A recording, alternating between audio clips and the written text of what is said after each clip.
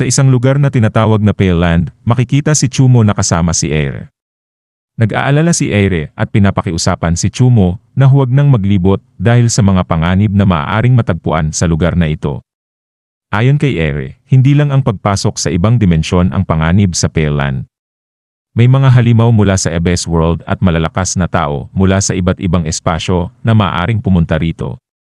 Inilahad ni Ere na ang pinakamahinang halimaw mula sa Abyss ay may combat power na hindi bababa sa 5 milyon at maaari silang lamunin sa isang kagat lang. Dagdag pa niya, kahit ang malalakas na halimaw ay nangangailangan ding maging maingat sa pagpili ng direksyon kapag nasa Pale Land. Ngunit tila walang pakialam si Chumo at sinasabi niyang ligtas siyang sumunod sa kanya.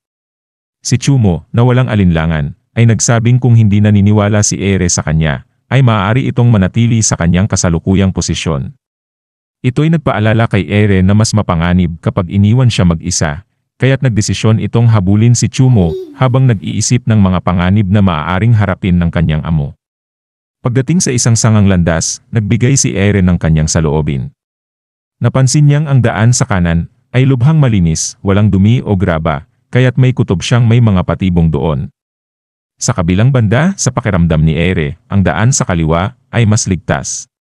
Lumitaw ang isang system para kay Chumo na nagpapakita ng impormasyon tungkol sa isang Abyss monster na nagngangalang Kalami na may kapangyarihang 5 milyon at gumagamit ng pagpapanggap bilang kalsada para lamunin ang mga nilalang na naliligaw. Sa kabila nito, pinili ni Chumo na dumaan sa kanan. Pagkatapos ng isang oras, nagtataka si Ere kung bakit wala silang nakakasalubong na anumang panganib. Walang mga monstro mula sa Abyss o malalakas na nilalang mula sa iba't ibang dimensyon. Sa palagay niya, naloko siya at ordinaryong lakad sa labas lamang ito. Pinalalakas ng tukso ng mga mababangong chicken legs ang kanyang pang-amoy, ngunit sa kabila ng kanyang pagtataka, hindi niya mapigil ang sarili sa pagiging naakit sa amoy. Sinabihan siya ni Chumo na maging maingat at huwag mag-ingay upang hindi sila makuha ng mga monstro mula sa Abyss. Ngunit hindi na pinapansin ni Ere ito dahil sa kanyang pagnanais kumain ng chicken leg. Biglang huminto si Chumo at pinigilan si Ere sa kanyang ginagawa. Lumitaw ang isang nilalang sa harap nila na nagdulot ng gulat kay Ere. Lumabas ang isang system na nagbibigay impormasyon kay Chumo tungkol sa isang item, ang natirang buto ni Miss Bones. Ang buto ay ang natirang bahagi pagkatapos matalo si Miss Bon ng isang hindi kilalang batong unggoy. Kahit isang buto lamang ang natira, ito ay may kapangyarihan na malito ang kaluluwa. Tinanong ni Chumo si Ere kung kilala niya ang pangalang Miss Bon. Nabigla si Ere sa pagkarinig ng pangalan ni Miss Bon. Ito ay isang alamat sa kanilang mundo, itinuturing na pangalawang pinakamalakas na sinaunang halimaw kasunod lamang sa God Lord. Nawala si Miss Bon matapos magtungo sa Pale Land.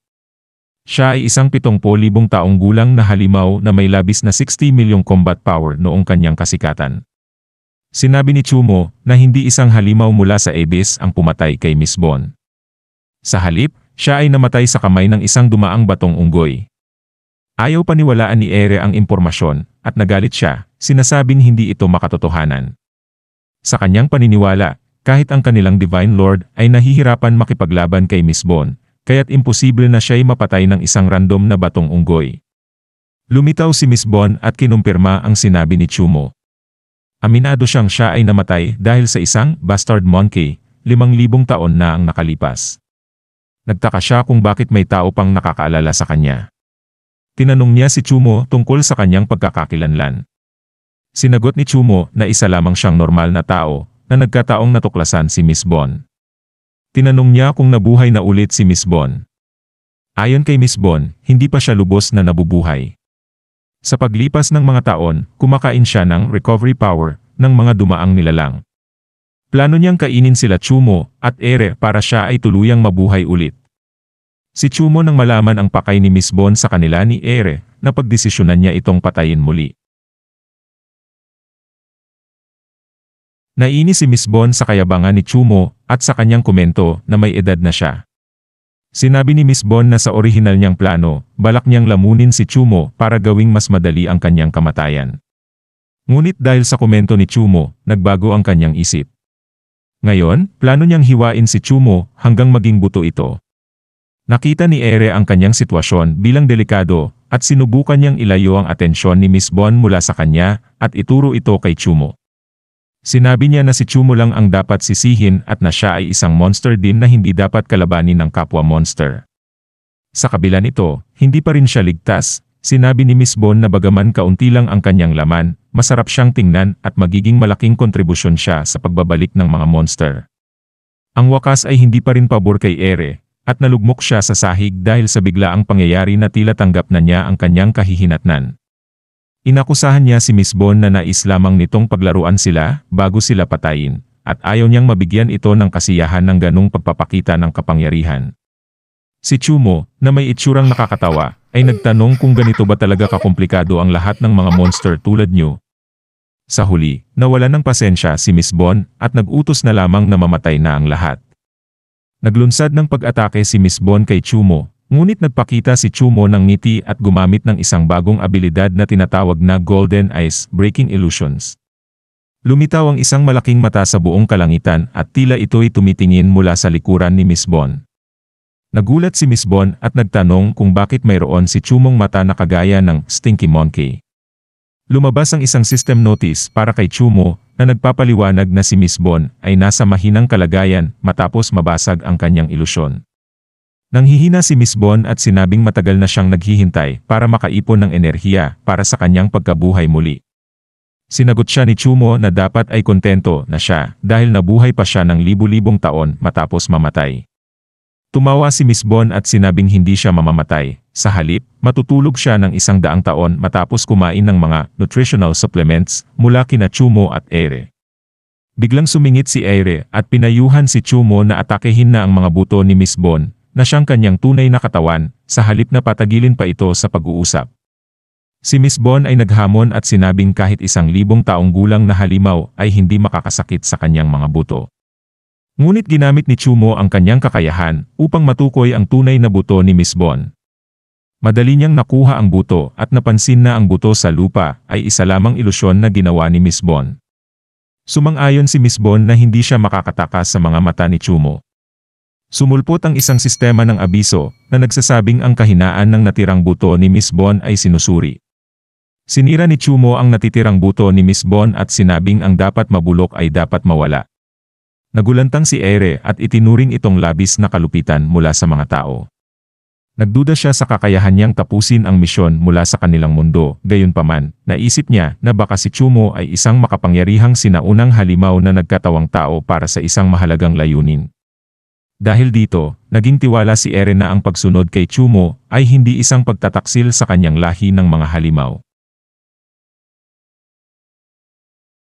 Sa parehong oras, sa isang lihim na labanan, makikita si Yutong na nakakontra sa isang halimaw at agad itong inatake. Si Yue Qianyan ay gumawa rin ng atake sa ibang bahagi ng halimaw. At lumabas ang mga mensahe mula sa mga manonood, napansin na napakabilis ng pagkapatay ng lahat ng halimaw sa Secret Land sa loob lamang ng 1 oras. Napansin din na tila mas lumakas ang tinuturing na tagapagligtas. Samantalang may katanungan ukol kay Master Mo, bakit hindi pa siya lumalabas? Ang kanyang live broadcast room ay nagsara din. Sa studio, kinakabahan si Miss Las Bishuang sa kawalan ni Chumo. Ayon kay Mr. Jiseng, maaaring naapektuhan ang pagteleport ni Chumo dahil ginamit ni Master Kunang Dantay Bidong ang kanyang space ability na posibleng nagdulot ng kaguluhan sa time at space kaya nawala si Chumo. Si Miss Kelly, sa kabilang banda, ay inuukit ang 4 na pangunahing sekta dahil sa kanilang pagpigil. Inaangkin ng mga sekta na ang kanilang laban ay one-on-one, ngunit totoo palang pinagsanib puwersa ang mga ito, na ayon kay Miss Kelly ay katawa-tawa. Sabi ni Mr. Jisheng, magre-resign na siya bilang elder ng Tai Firehouse dahil hindi siya sumasang-ayon sa paraan ng 4 na pangunahing sekta. Pinipigil ni Miss Las Bishuang si Miss Kelly mula sa pagiging masyadong galit, at sinasabi niyang malakas si Chumo at hindi siya matutunton ng time at space turbulence. Siya rin ay naniniwala na kahit wala si Chumo, nalupig pa rin ang mga monster. Ngunit, nagbigay babala si Mr. Jisheng na hindi pa tapos ang Secret Land at maaaring magsimula pa lang ang tunay na panganib. Balik sa Secret Land, nararamdaman ni Yutong at Yue Qianyan ang mapanglaw na atmosfera na kumakalat sa buong lugar. Napag-usapan nila ang kanilang pangamba na baka ito na ang huling laban nila at mas maganda sana kung naroroon si Chumo. Biglang inatake sila ng isang monster. Sinabi ni Jingshan na ang lakas ng pag-atake ay mula sa isang monster na hindi bababa sa 1,500 taon ang edad. Ngunit, itinama siya ni Yukianyan na ito ay may combat power ng 2,000 taong gulang na monster. Nagreklamo ang monster na wala si Chumo, ang isang napakalakas na cultivator, at mukhang magiging isang walang saysay na masaker ang araw na ito. Biglang may cultivator na umatake sa monster, at kilala sila bilang Dantay Bidong, Daozi, at pangalang Nanhenju. Na-shock ang monster sa kanilang lakas na tila ganun lang, at tinanong kung bakit hindi niya alam ang kanilang mga pangalan. Sinabi ng cultivator na hindi pa siya nagpapakita sa Secret Land. Inakusahan ng monster ang cultivator na duwag at walang lakas, at binalak siyang kainin bago patayin si Chumo. Subalit, sinagot ng cultivator na higit pa sa lakas ni Chumo ang kanyang kapangyarihan sa Secret Land.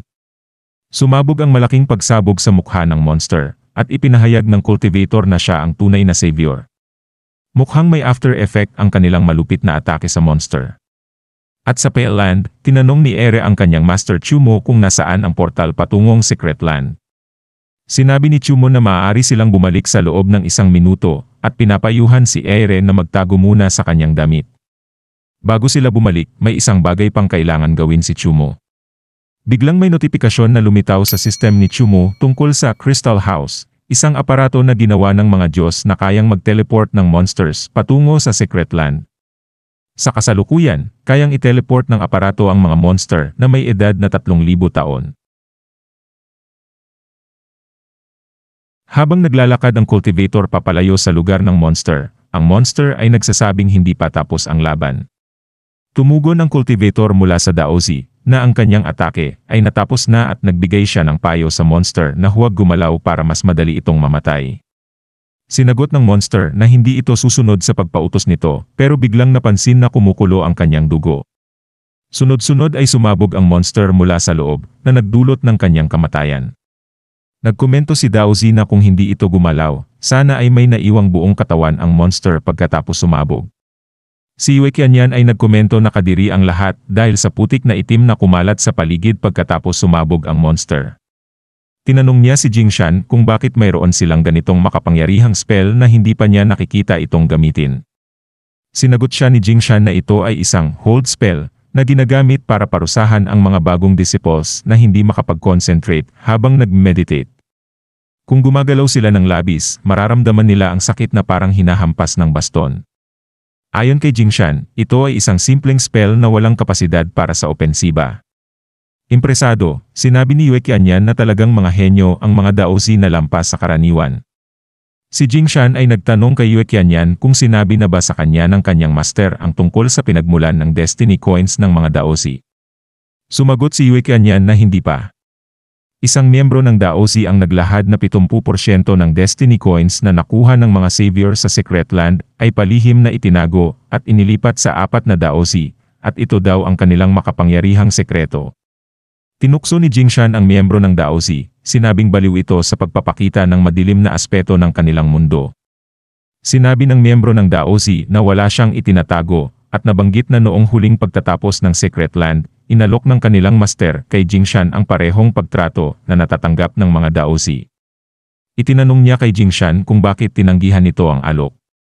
Sumagot si Jingshan na ayaw niya ng mga bagay na hindi patas. Sinabi ng miyembro ng Daozi na ang kailangan nila upang talunin ang ibang mundo ay kapangyarihan at hindi patas na pamumuhay. Tinutulan ito ni Jingshan, sabay sabing kasuklam-suklam siya sa pananaw ng miyembro ng Daozi. At biglang naramdaman ng lahat ang isang nakamamatay na aura mula sa makapal na fog. Dahil dito, nahihirapan ang mga cultivator na huminga at mabilis ang tibok ng kanilang puso. Sinabi ng Daozinan cultivator na gusto niyang harapin mag-isa ang paparating na kalaban at pinapalayo ang iba. Ayon kay Jingshan, ang kalaban ay marahil isang monster na may edad na 5,000 taon, at sapat na ang kanyang spiritual coercion para gawing mahina ang karamihan ng mga cultivator. Sinabi ni Yukianyan na dahil hindi gusto ng Daozinan cultivator na makialam sila, iwanan na lang sa kanya ang kalaban. Isang bagong monster ang lumitaw at kinikilala ito bilang isang napakalakas na kalaban. Pinuri niya ang lakas ng Daozinan cultivator na nakakayang patayin ang isang snake man agad. Ngunit sa pagdating ng monster, nagulantang ang Daozinan cultivator at hindi niya inaasahan na may ganitong kalakas na monster na papasok ng maaga sa laban. Sa utos ng monster, napilitang lumuhod ang dausinan cultivator na hindi makapaniwala sa nangyari. Inihayag ng monster na siya ay isang 30,000 taong gulang na halimaw na higit pa sa inaasahan ng lahat. At dito na po muli natatapos ang yugtong ito. Maraming salamat po. Huwag pong kalimutan mag-like at mag-subscribe para sa mga susunod na kabanata. Hanggang sa muli.